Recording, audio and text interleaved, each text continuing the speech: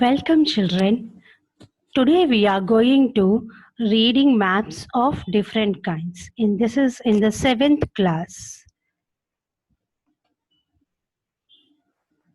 Now reading maps of different kinds, we will learn some important concepts like types of maps, symbols, physical map, measuring heights on land, showing land on a map, contour line, uses of map showing heights and the mean sea level.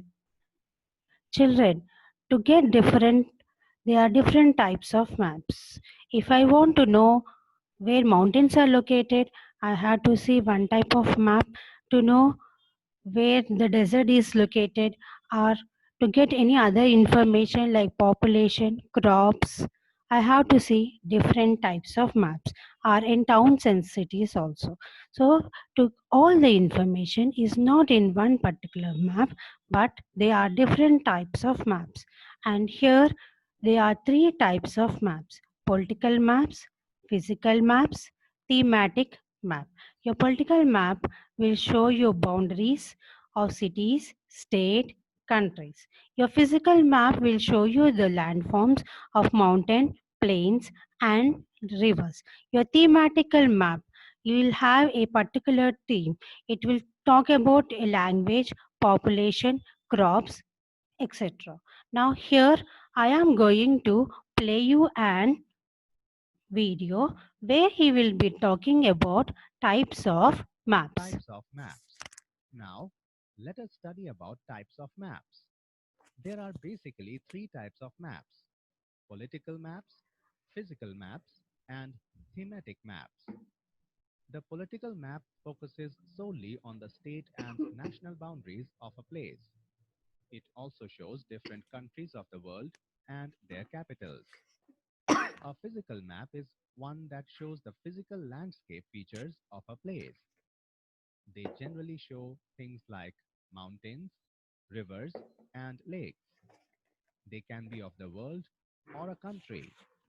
Different colors are used to indicate different physical features: blue color for water, brown for mountains, and green for plains.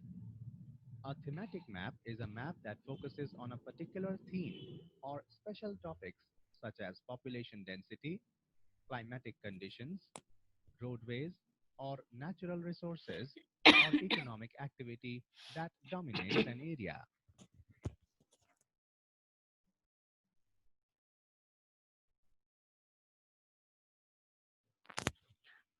In the slides, you are having four different pictures. And the first picture is of evergreen forest in the Western Ghats. The second picture is showing you a beach. The third picture is a desert. And the fourth picture is Antarctica. So the four pictures are talking about of four different types of landforms. Can you observe it, children? Please look at it. Now, last year we learned about maps, and you know what is an atlas? In atlas is a book which is having different types of maps. And to read a map, you should know the directions, the symbols, and the scales. So, now in this chapter, you are going to see how we can represent maps with the help of colors. Now, this is a slide where you are it is showing you cardinal directions. It is an activity based on the cardinal directions. Now, Meher went to Bhopal from Hyderabad. Now, can you locate from Hyderabad? Hyderabad is in Telangana. From Hyderabad, he went to Bhopal. Now, I think you can write the directions. And Ashok went to Chennai from Lucknow. Lucknow to Chennai. From Lucknow, he started and he went to Chennai. And next one is Regina went to Bhubaneswar from Mumbai. In which direction did she travel?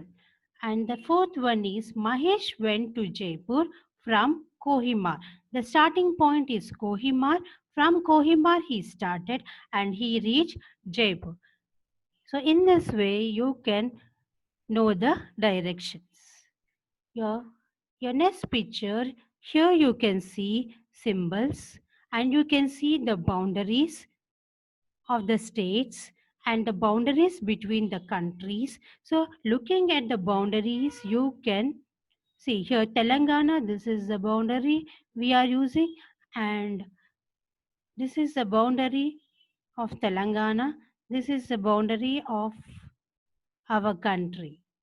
Yes, looking at the boundaries and looking at this map, you can list out the states which are lying to the north, south, west, and east of Telangana. Yes, children, I think you can do it. Here, also, this is a map, and in this map, you can see the state and capitals. And here, you are having scale. Scale will show you the distance in a reduced manner. And here, the scale is telling that 1 centimeter is equal to 200 kilometers on land. And here you are also are having some symbols. So this symbol is telling you about the states, the boundaries. And I'm going to play you an audio where you can see how you can make symbols.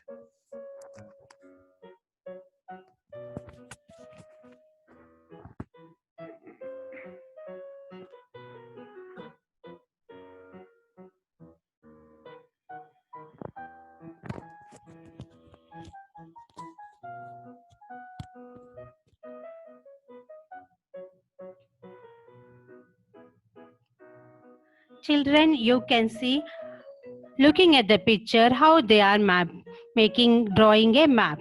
See, this is a symbol of a tree. Now, in the same way, you also draw a park and make the symbols by yourself.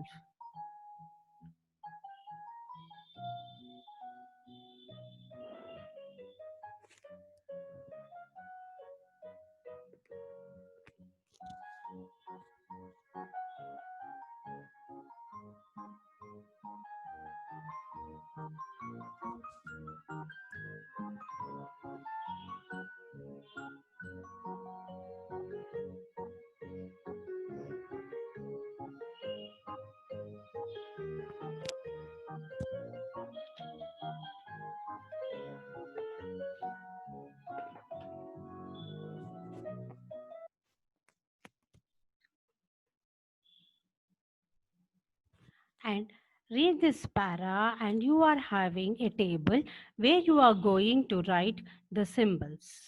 Okay, look at the previous map in the chapter and just write the point, the lines.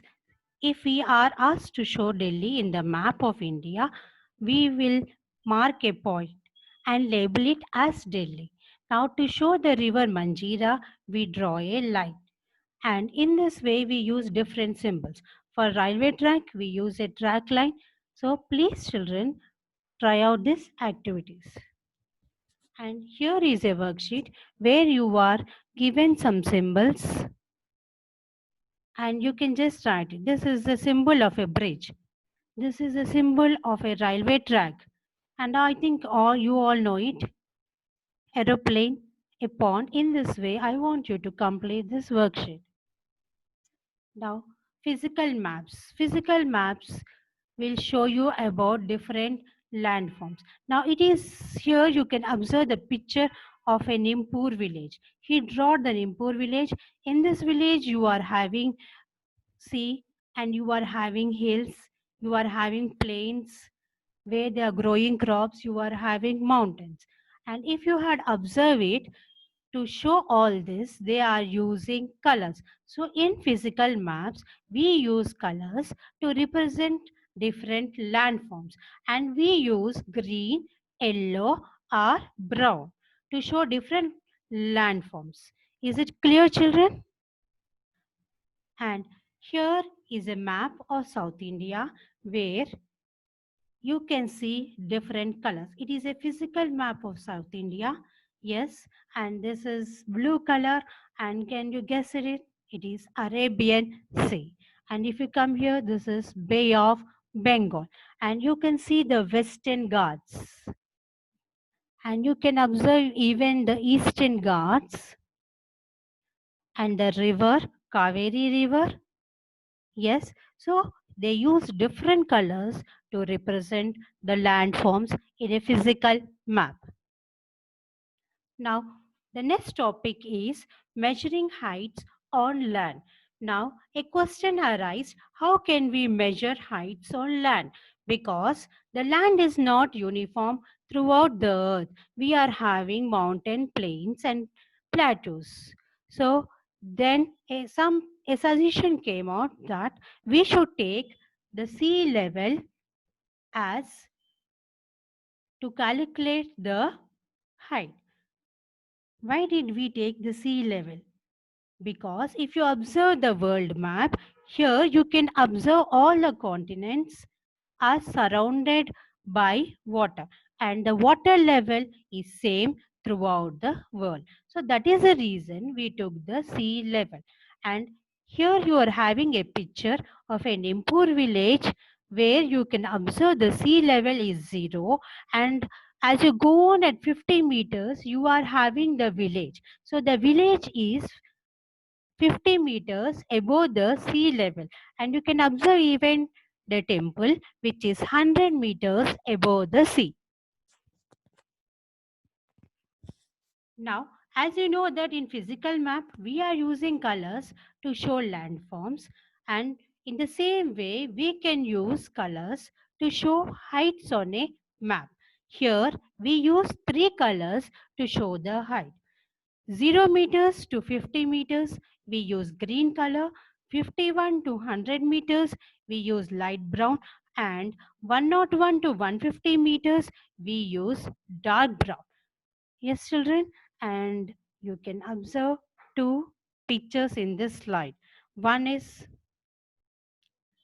the picture of a counter village. This is a village, and this is a picture which is shown on a map. Can you see the difference? Contour lines. Now, what are contour lines? These are the lines which are drawn joining of the equal heights on the map. Now, if you observe that if I am going through this line, I will be touching the same height on the land. And these lines are of irregular shape. They will be changing depending upon the landform. For example, if you take a plane, the land is flat and you find the contour lines are far away. But if you take mountain, you feel as if they are touching. They are very close to each other because of the land form. This uses of maps showing height. Now, what is the use of me knowing the heights? Is it necessary? Yes, it is necessary to know the heights. To understand the nature of the terrain, where the mountains are, where the valleys are, and how steep the slope is.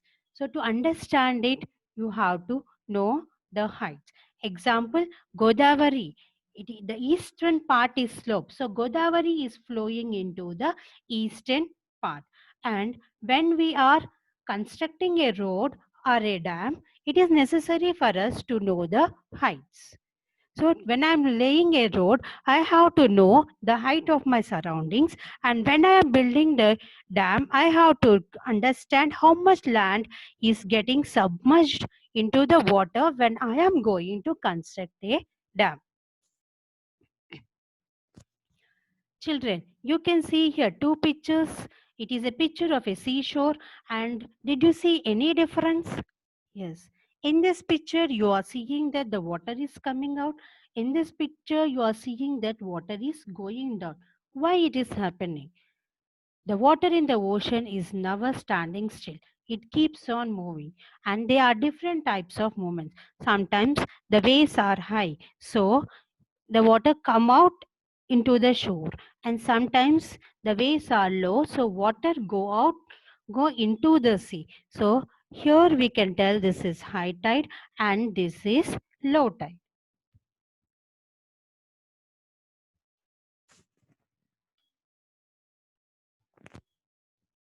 Now another, you know that we took the sea level to measure the heights. But I told you there are two types of tides, low tides and high tides. The high tides, the wave go high, the way, and in the low tide, the wave is low. So a question arises. Now where we have to take the height? So scientists, they went out to different parts of the world. They observed the sea, the waves in the seas. They noted down at the regular intervals what is the high tide and the low tide, and they calculated a mean sea level. So everywhere they calculated a mean sea level, and you can find it in railway stations. Now you are having Hafizpet railway station nearby or any other railway station, you can see that MSL in capital letters they will write, and it is here. And here you are having a map of Telangana where it is showing you the mean sea level. The green color is indicating 0 to 100 meters. Now here you are having a pictures which are showing you the heights. One is a picture and another is a map. Now you can clearly differentiate it how it is in a village drawing and how it is in a map, how the heights are shown. Now you can look at it. You can mark the directions of the flow of the river. The river is indicated here in blue color and it is flowing into the slope. Now you can see here the height of the lowest land is between dash and dash meters. I think it is 21 to 30 meters. And there are two high points in this map. And can you guess it is 41 to 50 meters. And as we complete the lesson, here are some questions which you can answer it. Yes, the first question is what are the levels of the seas equal in the world? And I think you know because the sea level is same throughout the world. And how is the sea level measured? And this is the scientists, they observe the low tide and the high tide and they calculated a mean sea level. And the third one is what are the uses of maps? I think you can write it out. And what is the difference do you find between the lifestyle of the people on high altitudes and low altitudes? Means the difference between the people living in the mountains and plains. And the next question is how are maps helpful to people? And now you can observe the Telangana map and you can write the areas of a districts which are below 150 MSL, mean sea level.